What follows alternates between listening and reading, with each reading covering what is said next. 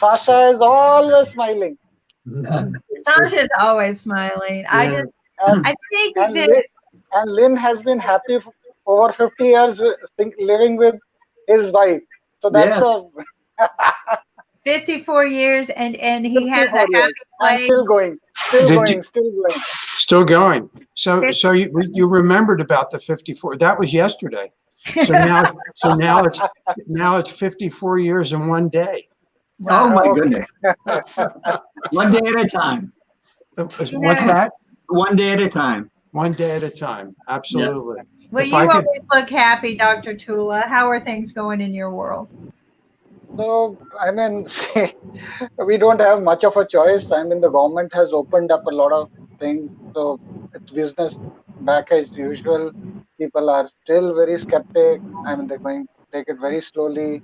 But I mean, honestly speaking, we're not that great, rich a nation. So, I mean, there is a little bit of tendency of people to fall back to join work. But I mean, honestly speaking, it's a great catch 22 situation. I mean, I won't be, I will be very totally honest with you. I won't be, I mean, wanting to be in the feet or shoes of any politicians at the moment No, I would not because either. it's a very, very tough decision to make. Yes. Well, it's because any decision you make is going to be an impact of both negative and positive, because sometimes you cannot make everybody happy.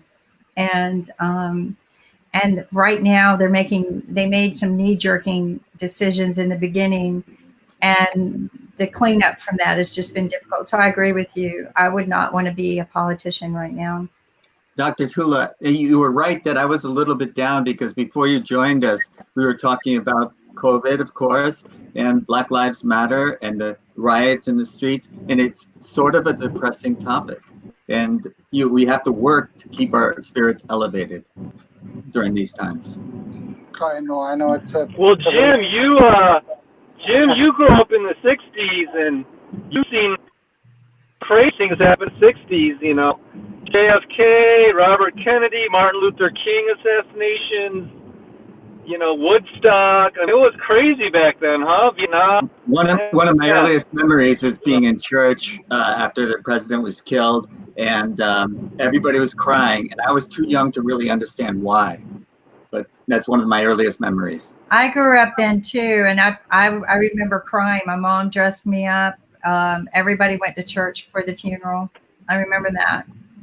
I remember exactly where I was. I was in college at the time. Wow. And I know I could almost take you to the spot when somebody passed me and said the president was shot. It was amazing. But I did want to mention one thing. And there was an article in the Philadelphia Inquirer the other day. 1964, we had riots here in Philadelphia. And it was interesting because they quoted some people from 1964 who said even in those days when the riots were happening, they found when some of the people were arrested that they were paid rioters even in 1964. So Unbelievable. this has been going on for all these years. I mean, so that's 56 years. And with the riots, people have been paid to come in and riot. So, which is a shame. Dr. Tulla, I love the way you change things for us with a different view perspective and a very healthy one. Like the one day you told me I need to put ice on my head. I need to cool off a little bit. And you're right. You know, so we need to put ice on us and cool off a little bit. But how are things being perceived in India right now with moving forward? honestly, Jim, this is see, for you, maybe this is the first time this is happening in I mean, quite some time, I would say. In Yes. India, we have had a history of riots happening. I mean, due to whatever reasons. I mean, the reasons are, of course, one is the religious count, which happens, I mean, two communities due to various, I mean, sometimes escalation, sometimes due to insecurities, sometimes mistrust between each other. I mean, small incidents flare up, and then there is a plethora of people who work underground to fuel up these riots, and this happens. So unfortunately, we in India have seen a lot of this happening. I mean, honestly speaking, I mean, this is all. I mean, you can't justify it at any cost.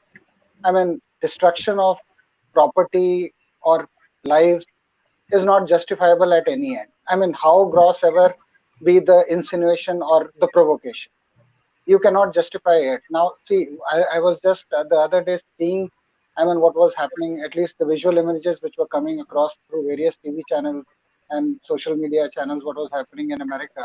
I mean, it was very distressing to see what was happening. I mean, honestly speaking, a third world country doing all kinds of these things, I don't endorse that, but that is something out of sheer, I mean, uneducatedness or backwardness, this can happen. But in a There. developed country, this happening looks very, very, I mean, it doesn't just look good. Well, my political awakening was in the Vietnam War, and I carried a sign saying "Make love, not war," and I hadn't done either one. So Oh. Make love, not war. Well, I think in India they fought the same. he froze. He froze. I think he's So, driving. So I think that there's, again, what we've been doing here is trying to unite everybody so that we can all work as one. And what I've been sharing with my more powerful friends who have more powerful voice than I do, is some of the laws that exist that a lot of people don't know exist that might change what we do moving forward. And it's like I tell people, we can't undo the damage that discrimination does to people, the suffering and the pain. We can't undo that. That wound is there. But what we can do is we can work together, unify together, and make better changes. And we've done this but slowly. my inherent question to you, Kim, is that, I mean, you see the policing everywhere, all across the globe. I mean, is there a country where policing really is policing? I always believe that, I mean, wherever I've seen, police will always go over. I mean, I've I never seen any country where they don't go overboard. I mean, there is a very thin line between policing and, I mean, being a police state kind of a culture. Because I believe that police anyway require reforms, and they are so hell burnt out that because they're ultimately, see, every time they're confronting a suspect, there is always that risk or threat to their life also. Yes. I mean, the other person can be armed. I'm just giving a counterpoint on that. So, I mean, it's very difficult to honestly, I mean, it's a tough job. it is. The only thing, What I the mean, and police do is tough. Horribly difficult. Very difficult. Not one I would do. No, but are they really policing? I think what we see in the media is the extreme, right? We don't ever see when something good happens. We really don't. We don't see every day the officers for the last year, even especially during COVID, would go out and visit the kids in the community and ask them how they're doing, play games with them, maybe play basketball games and things like that. They don't film that. No. They don't film. They film the bad stuff. And then the reason is that media is paid with a rule called if it doesn't bleed, it won't lead. And that's why Nick and I kind of decided not to do any more with CBS, NBC, any of them, because every one of them told us if you don't bleed, you're not going to lead. So the problem, I think, is, and it happens too with, who gets elected, the media. The media is the reason everything happens. I always say, watch the media, and that's who's going to get voted for. don't look at the people on the podium. But are the police officers policing? No, they're not even given the proper tools to work with. Do you know that majority of the officers have to pay for their own bullets, and they can't afford the right bullets? So the bullets, majority of the bullets are not made right, and they shoot wrong. And how about our teachers? They're paying for their own supplies too. I'll put it to you this way: a criminal has a better paid for tool than our police officers. Because they invest in their tools. The military is the same way. When we send put our military together, they have the most cost effective, cheapest cut corner tools that we can get but the people that they're fighting is like that. Maybe they'll have the cheapest phone, right? That the military will get them the cheapest phone, but they're up against people who invest in iPhones, the latest iPhones, the latest technology. So we don't invest in the right tools. And so if you were an officer, wouldn't you be tired of being shot at all the time and told you were wrong? You know, I would be.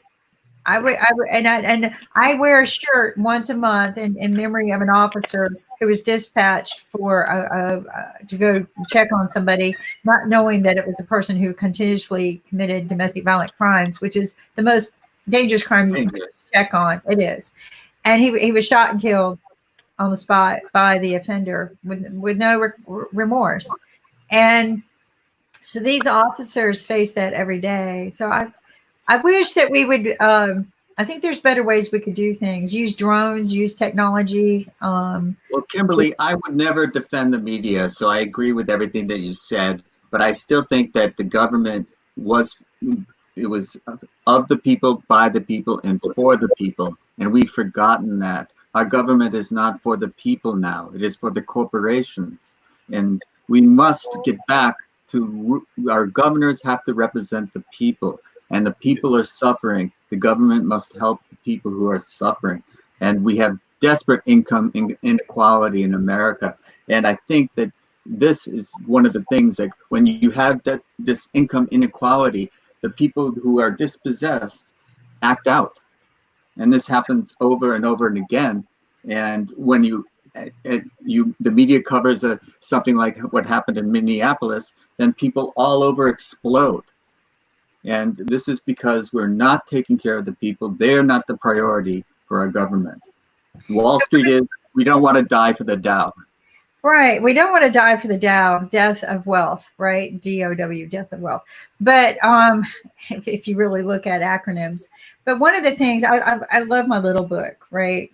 We the People. And I picked it up in DC on one of my trips because I have a tendency of forgetting what the Constitution is. What we stand. I have a tendency, I want to remember it, so I keep it on my desk. And at the very back of it is a quote by John Marshall, and it says, "A constitution intended to endure for ages to come, and consequently to be adapted to the various crises of human affairs." Right, but it was also to be adapted as man changed, because laws would change. So, but people didn't do that. It's like you said, it became more about the corporations. It became more about power and money. We only have two parties, political. Why do we even have political parties? Because they can divide us. Everybody calls that freedom. They say that's the freedom of voice. What? There's only two voices in this country? No. Why aren't we electing humans? Because every time we elect a party, it comes with party favors.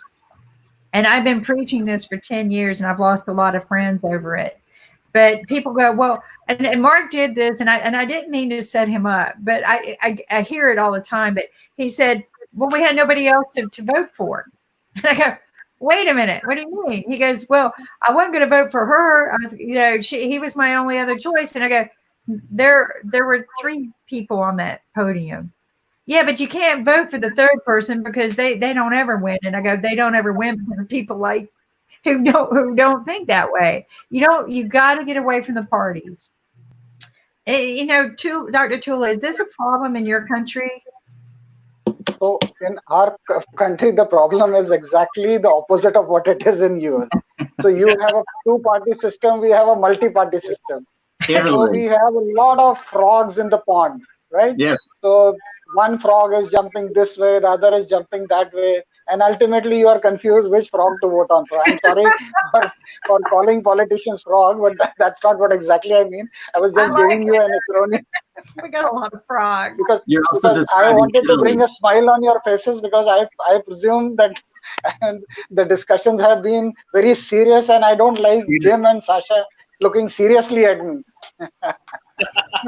Yeah, it's sad because these things are they don't have to get this way. If we pull them together, it's just humans. But like you said, there's so many frogs out there, and this is something that has disturbed me. And I want to change the laws, but like whenever the Senate comes in and they enact a law that people can't make an income, then I think their income should be cut until the income comes back, because they have no incentive to get us back on our feet, because they're sitting back, eating their steak, drinking their wine, and not worrying about paying their bills. They have no incentive to get up and make sure our economy gets back together, and you have your essential job to go back to. And I guess that's what, because, Dr. Tulla, thank you for pointing out that I'm not looking happy, because people have pointed that out to me, and maybe I need to take a break and go chill out. Frown lines. But no frown lines. You need a little bit of mental relaxation. I guess I just saw you and you didn't look yourself. That's it. I'm sorry I told you that. I didn't mean to say it or frighten you around. But my only perspective was that I mean, generally you are the chirpier you. When you work hard on yourself, then you are not the real you. Because chirpiness comes absolutely. Absolutely. You're like it is like you're a duck in water. Like a duck takes to water, cheerfulness and effervescence is there in your face. So when you go down a little bit, it starts showing. Well, thank you. And I'm glad. No, and there's nothing wrong with it. Sometimes we need somebody to say, because then you can think about, well, okay, I need to take a break. But there are just so many things out there that I think we all, and every country has these problems. When I get emailed questions for no drones, no on drones. Okay, Danny. Drones can help us. As much evil as you guys see in drones, we can do a lot with them. But go ahead, Jim. No, I'm just waving to Danny. Yeah. Hey, no more drones. So drones, if they're used right, I have to say something that we were talking about governments, and we were talking about who will lead and multi-party systems and multiple parties and single party like in China since past 70 years. But I'm just trying to understand when we have a team, maybe an NFL team or maybe an international cricket team or any team, we hire a lot of foreign coaches from outside just to train our players. Exactly. So is it possible if we can import someone from outside and let them lead the country like a CEO, because that person is not aware what's happening? How can we do those bribal things and a lot of internal things going around? And as a CEO, he just monitors the situation and work as a leader. What do you think about that? I would like to know. Ankit is going to get. Ankit, I hope the government isn't watching this program. Otherwise, you have it. I'm telling you. You're treading on thin ice. Yes, I can assure you that. That's what we do here. You know how we do international exchange of students, right? We cross over our knowledge base and our training. I think there's something great to be said about being able to cross over our intelligence with each other, but to unite. And I think, Doctor, you said the only time that we're ever going to do this is when we're invaded by an alien from another world. And even then, I think we're going to fight amongst ourselves. Hi, Danny. But the thing is that, Kit, please be careful. I like the idea of sharing resources in our government now. I like the idea of potentially bringing in a corporate board of advisors for every country. And everybody thinks we're doing that by having ambassadors in other countries. And we're not. We really, really don't. I mean, look at the CDC and WHO. Have they really served us as a world? Have they really served us? No, they haven't. I've learned more by sitting and talking all of this goodness and wonderful how to take care of my body, what's really happening through us, than I have going and reading their reports every day. So, but Dr. Tulla, why have you? What is a good way to get rid of some of my stress lines that are happening right now? Because that is worrying me more than anything. So the best way is to keep on talking. See, look at Jim. Just look at his spirit and look at Sasha. Okay. Just look at them. I mean, look at Jim in totality. Just look at the way he conducts himself. The shirt which he wears every time there is a new printed floral, right? Yeah. I hope his wife does not design for him. I'm sure there must be something going around. My wife is always responsible for my shirts. Yeah. So awesome. But I did want to ask Sasha if Justin Trudeau could be my president, should I vote for him? Not my choice for sure. But interestingly enough, very few people know that in Canada there are 3 political parties, not 1, not 2, but Wow. 3. Yeah, Quebec. Progressive Conservative Party, Liberal Party, and NDP, which stands for New Democratic Party. Yeah. Everything new, everything always new again, and vice versa. So this New Democratic Party, actually, they've never been in power, and probably for the next 45 years will never be. So nobody knows how good they are or how bad they are. They can, when they formulate their new political agenda and plans or so on. I don't remember who was it. I think Stephen Harper, or that was a great prime minister. So Stephen Harper said, I envy so much about New Democratic Party because they can formulate all wonderful plans and ideas and so on. They know that they never get the power, they never get implemented anything what they're talking about for the last 7 or 8 months. So I envy them. They're in good position. But I want to tell you something. I'm thinking now about one-party system. It has some advantages too. I'll tell you what it is. Let's say you become member of one-party system, political system. Okay, so you work real hard and you're getting ahead in your party and your status going higher and higher. And finally, you get somewhere and you get a little bit of power, you have a little bit of money, you have a good life and so on, and you're doing okay, you're set up for life. Now, in 2 parties, never mind 3 or more, you're doing the same thing. You work so hard, you're getting somewhere. All of a sudden, your party loses an election. Where are you? Oh, you have to now go back to job. You have to sweep the streets. You have to deliver newspapers or milk or something else. It's so unfair. But in one-party system, that's never happened to you. That's true. Well, I'm going to argue with you a little bit, but only to the point that I'm going to say in America, we always say we have 2-party systems, but I have a friend, Michael Tanner, in the Cato Institute, who would insist that we include the Libertarian Party. And maybe they are maybe what you're describing your New Democratic Party. They have never been in control, and probably in the next 45 years, they will never be in control. But they are a party, and there are a lot of people. There are a lot of people with good ideas that do not get elected. And so, in your single-party system, there may be people with better ideas, and they cannot get elected.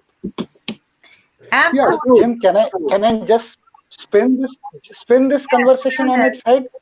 So can I just ask you a question? I mean, since you're all very young people in this program, you've seen a lot of younger days and more younger days coming around. So I want to ask you one thing. This is just a question to you. I mean, how indulgent were you when you were relatively more younger? I mean, don't you think the kind of expectation we have from our governments nowadays is much more than what we used to have around 20 years back?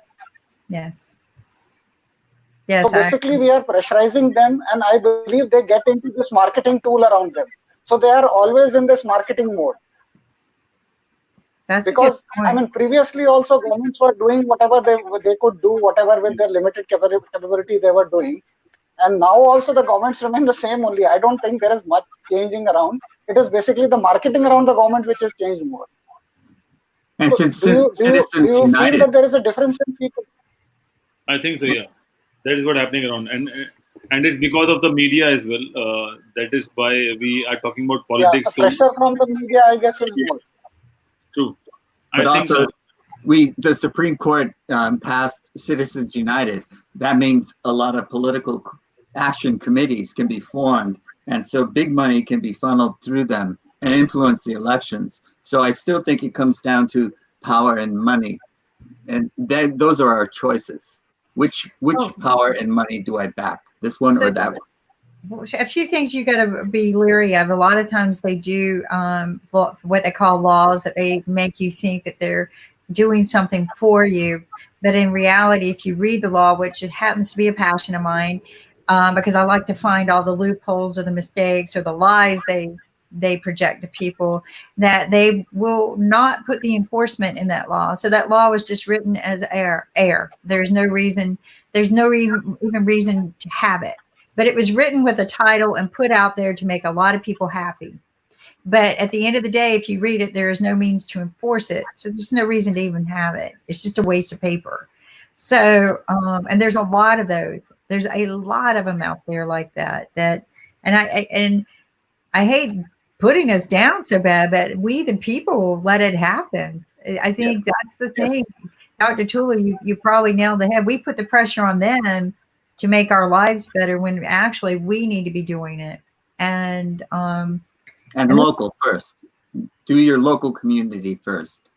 And then absolutely, because I'm a true believer in that, because you can do more in your local community than you can for the world, right? So I always tell people, start out with your own community first, right? If you've got money, you want to invest in things, look at your community. You're going to find hungry children. You're going to find people who are down on their luck that just need a little lift. If you start in your community first, then you build the revenue stream that establishes there. It will go out. Just like when we have people who come to our country to work, right? And they build their lives and they send the money back home. It always goes back out, right? But if you build here, if we all just built in our own community, it would be a better place. I learned this lesson through chess governance. I got involved in the state level, and then I ran and got elected to the national level. And Sasha will know FIDE, the world governing body for chess. I was a representative in that. And now I'm back to San Francisco, to the Mechanics Institute, and all of my chess efforts are going into a local community and building that community, and it's getting bigger and bigger, and it's having influence on the outside world from the concentration on the community. And again, that's, and consistency, right? This is what I tell people: if you're reliable and consistent in those two disciplines, it's going to be productive, right? But in anything, you got to have a purpose and a passion, planning and prepared, right? Pursue. If you don't pursue it, you might as well just stay in bed. And then you got to have persistence. But if you do all of these things and concentrate and focus on them, be consistent, it's all successful. And it's just like, taking care of our health, like Dr. Tulla, he gives us some simple things that we could be doing and practices that we could do just to take care of our own selves. Because if we learn to take care of ourselves, then we can take care of other people. Yes. And it should spread, right? But eating healthier, doing good for ourselves, trying to keep the wrinkles off our faces, which that's not the only thing plastic surgeons do. I'm going to tell you right now, I have a plastic surgeon in my life, and it's not about this. It's not about this. It's about other things. Right, Dr. Tulla? Yes, of course. The first thing with all plastic surgeons, which they will always tell is, they'll try to make you happy. Because the first thing is that you need to be happy. You need to love yourself before you start loving others. That's right. If you don't love yourself, then I don't think you're ever going to love anyone. Because love starts with me. It doesn't start with you. It starts with me. We need to love ourselves first. And we need to respect ourselves also and respect others also. The biggest problem, what I find out of all the problem is, as Ankit said, that we could have an advisor from outside coming in and trying to help each other. The biggest challenge there is that everyone has become a kind of supremacist at this moment. Every culture says that I am superior than you. Yeah. Unfortunately, we are not looking inward. We don't look, we just want to just go with the rhetoric that we are superior than the other. We are not looking at ourselves. We are not looking inwards. We are not seeing our pitfalls. See, every culture has its own, there are 5 good points. There may be 2-3 negative points also. So why don't we look only at the positive points? Why are we looking at the negatives all the time? Exactly. And then we will not accept within ourselves.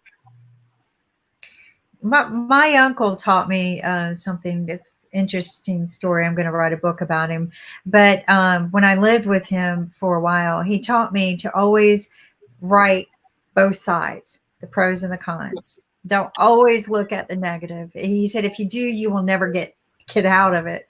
So he said, whenever, if you're in a situation where things are really getting you on a piece of paper, write on both sides. And it was a habit I did for years, and I need to get back into it. But I would every day. Sometimes I would write down the blessings and the problems, right? And when you can see that you have good things in life, the cons don't look so bad, right? The bad things, and you can focus a little bit more on how to fix those. And but yeah, we've got to find the positive. And if you find more positives every day, then you smile. And if you smile more, you feel better. And again, these are just things that we have to do, right, as humans. I'll tell you, Sasha, sometimes you have to be an escapist, right? So you have to have that escapist attitude also with you, because see, sometimes what happens is all around you will see only negativity. That's right. So it's very difficult to work through that.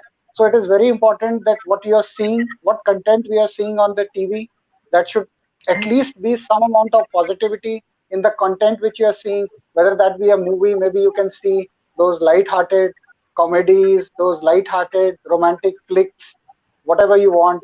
You should try and encourage yourself to do a physical activity which you are not doing. For example, if you are not a dancer, try taking up dancing. You will be, it will be a difficult thing for you to do because it's a challenge, right? I mean, I'm sure Jim will be an astute dancer because his attitude looks towards that only. But some of I us am are trying not to do great dancers. yoga now. I'm trying to do yoga. Yeah. So try to do some activity which you were not doing. Try to talk to your old friends who you were not in touch with. I mean, these are all things which you can do to just lift up yourself, right? Because Yes. see, there is going to be negativity around. I do understand that. I mean, you're going through a writing situation at the moment in America. It doesn't look very good.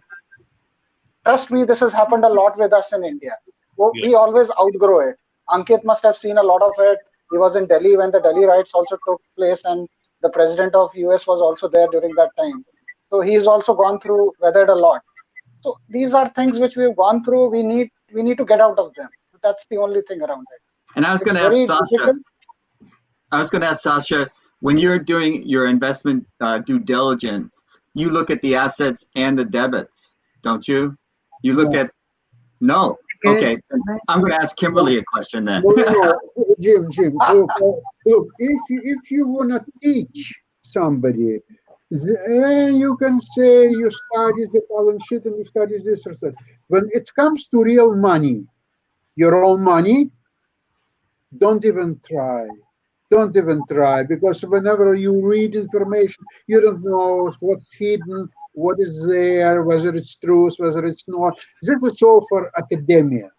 For people who want to make money, you have to see the flow of money into stock, when it's flowing money, when there is a rotation where people, the money managers, they are going, for example, from high-tech stocks to medical stocks. From medical stocks, they're going to food stocks. From food stocks to material stocks. And so on and on and on. We'll just study rotation of money. And all this for losers, I'm sorry to say, but this is all studying all the Warren Buffett and Graham theory about the fair value investing and all the stuff. Garbage. One Well, word. I like the word flow, because what Dr. Tulla was telling us is that we've been flowing towards the negative, towards the debit side, and what we need to do is flow back towards the asset side, towards the positive. And I think we can do that as a society. In all fairness to say, you know the of course economic theory of Adam Smith about Yes. why some nations are poor and some nations are rich. This is a classic book which was published 300 years ago, and Yes. it's still valid today. However, it had nothing to do with the personal wealth. Even if the country is rich, but the distribution of wealth is very unfair, So majority of people are still poor. Do you know that today's income, average income in the United States today is lower than in 1967? Yes. How is it so? US all these years was getting richer and richer. There were no wars. It was prosperous country, dream country of all nations in the world. All of a sudden, people are average people are poorer today than they were in 1967. In 1967, my dad was a math teacher and in high school, and he could afford a home and 2 cars, and he had Wow. 4 kids.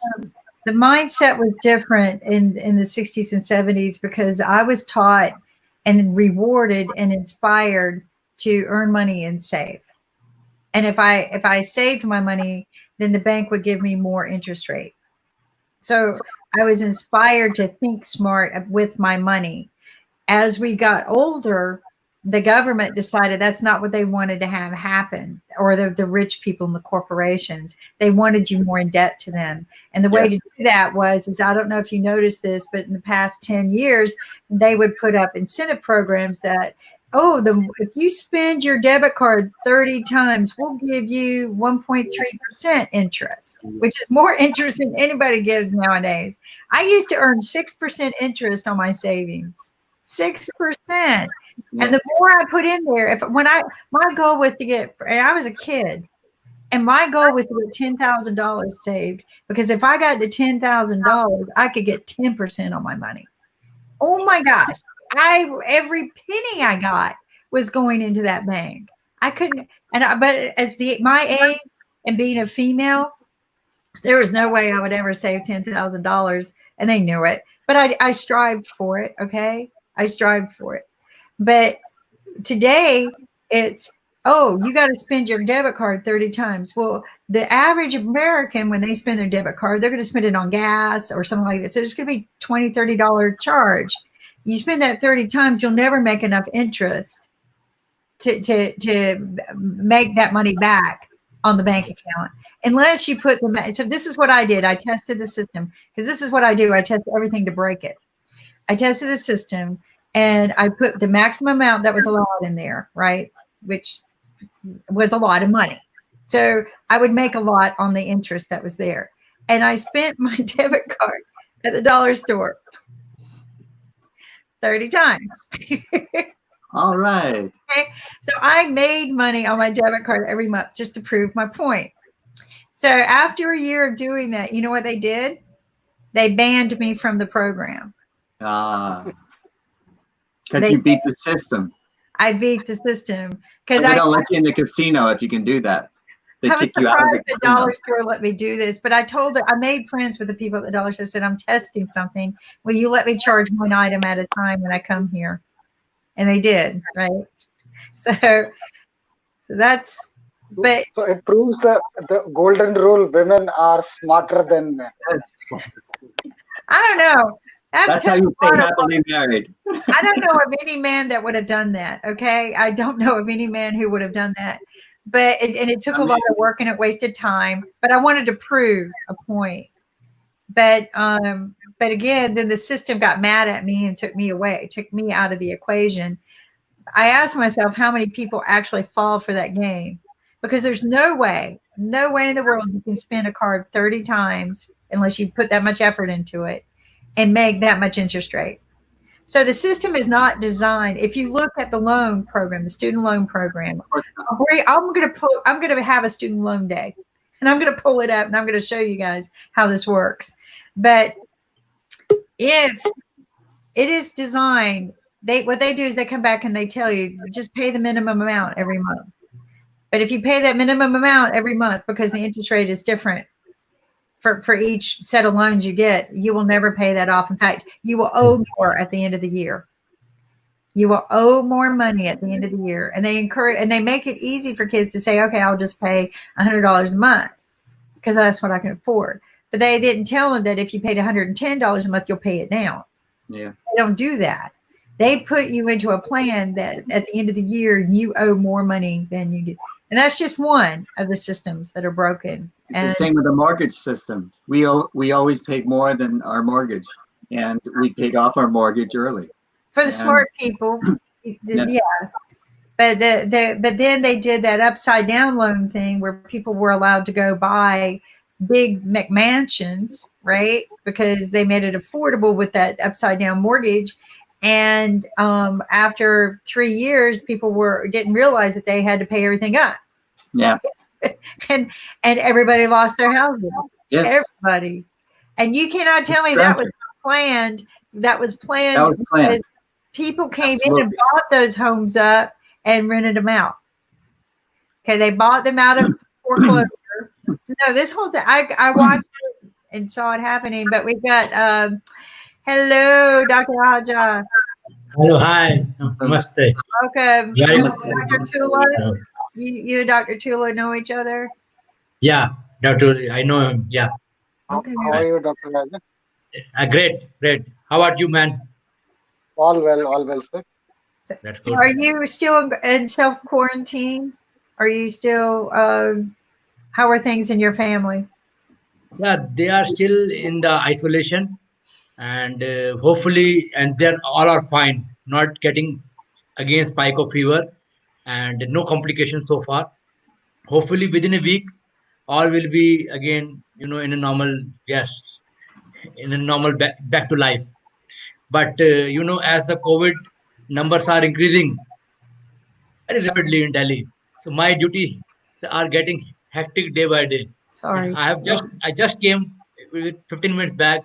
I had my dinner. Oh. Now I'd get back to again to hospital again. Wow. I mean, So you've had it quite tough because you've got family members that are having the problem and tested positive, and you're having to deal with the rise. And that's got to be tedious because are they giving you guys more resources and supplies to work with the rise? yeah, definitely. There's a mismatch between the sources and the beds are limited. The the doctors are also limited. I will say that we don't have so much of staff, and as you all might be knowing that the staffs are getting infected day by day. So it's very difficult to work with the limited staff, and we have to protect not to ourselves also but to our staff also, because they are the part of our team. To win any battle, teamwork always matter, and it's a famous saying that team means together